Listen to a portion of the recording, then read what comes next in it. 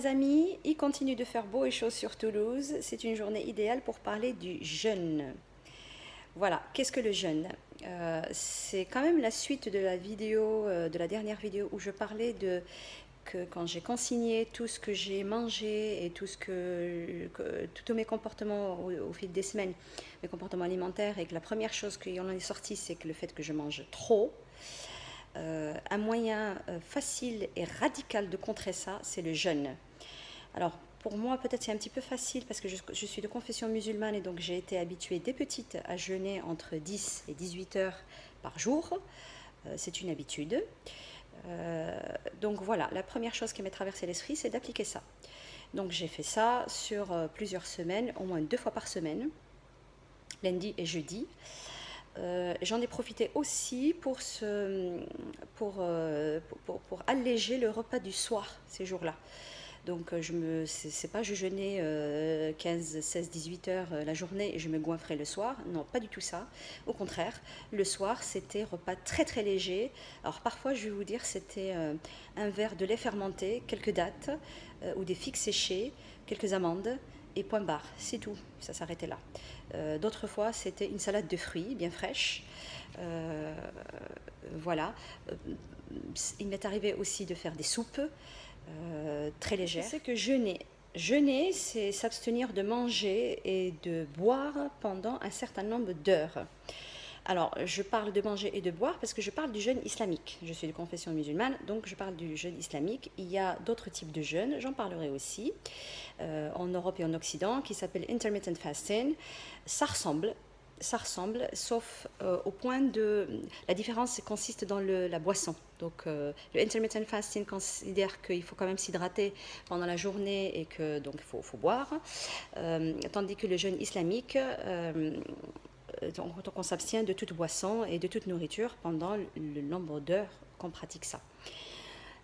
Personnellement, j'ai une préférence pour le jeûne islamique parce que s'abstenir ne vous inquiétez pas, on ne tombe pas en déshydratation. J'ai 42 ans, j'ai commencé à peu près à l'âge de 10 ans à jeûner.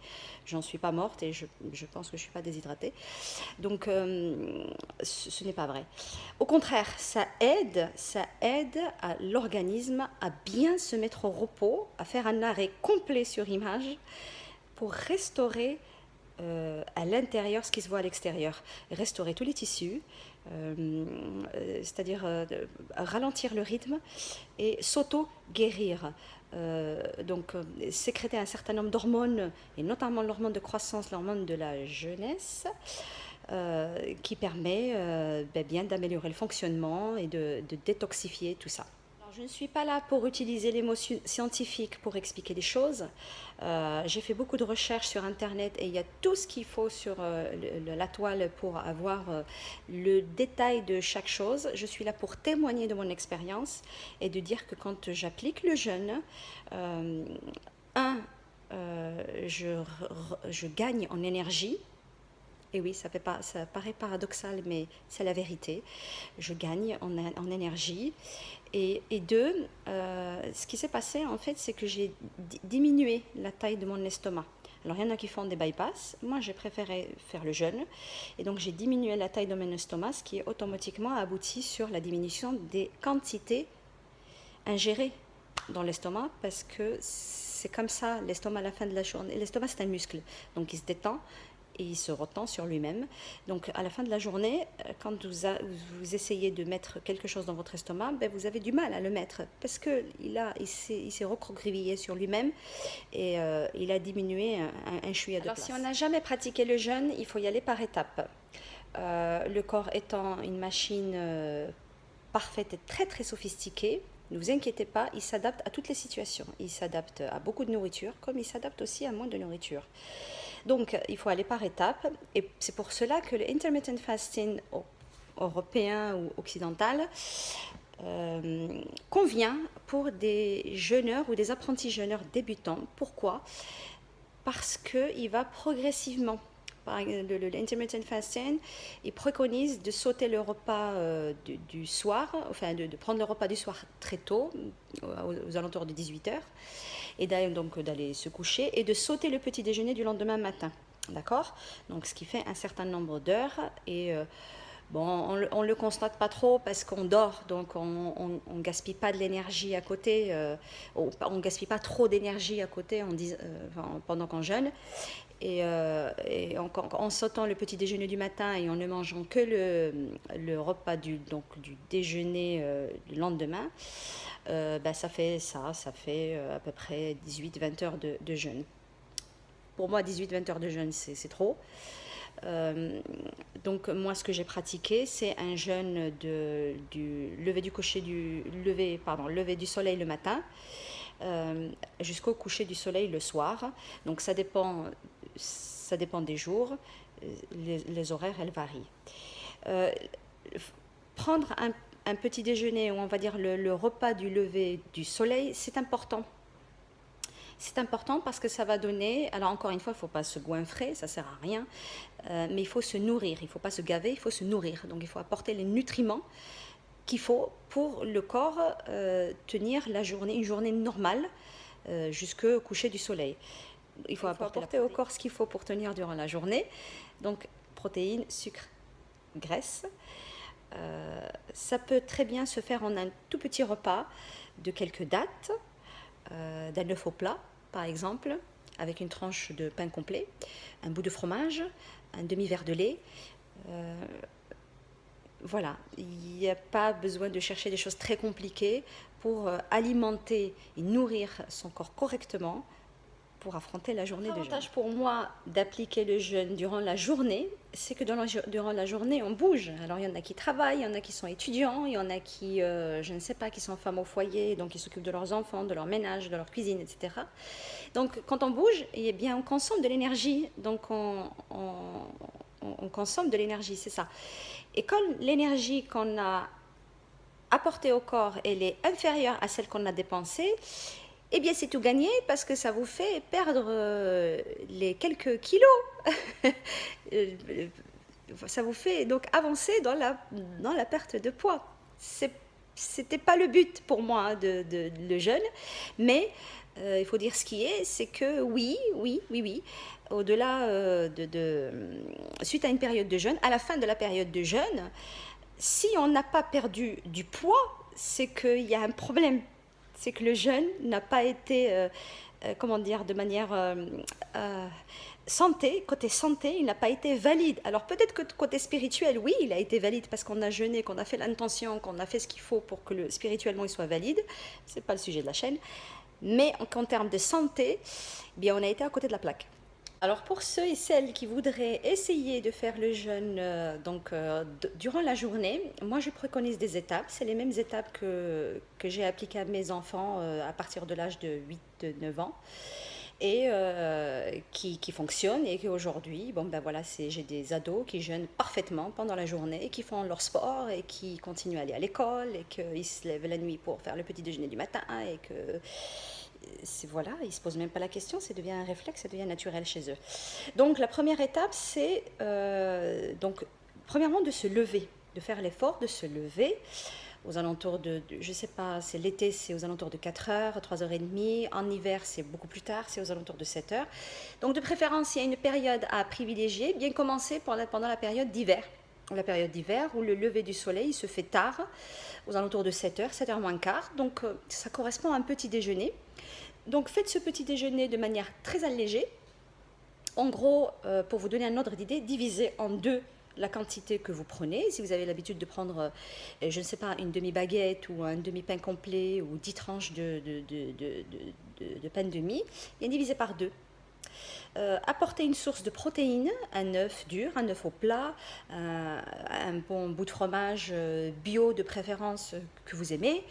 Et puis, alors l'avantage du bout de fromage, c'est qu'il vous apporte les deux, la protéine et le gras. Donc là, vous êtes bon avec une tranche de pain complet, c'est parfait. Un verre de lait, si vous aimez ça. Voilà, des dattes pour ceux et celles qui aiment, mais je vous invite à goûter. Franchement, il y a du bon. Voilà, donc ça, c'est le petit déjeuner. Et puis, allez-y, tranquille, passez votre journée, mais divisez la journée en deux. Donc si vous avez l'habitude de prendre une collation à 11 heures, sautez-la et attendez midi, 13 heures pour prendre votre premier repas. Sinon, eh bien, décalez au maximum votre prochain repas.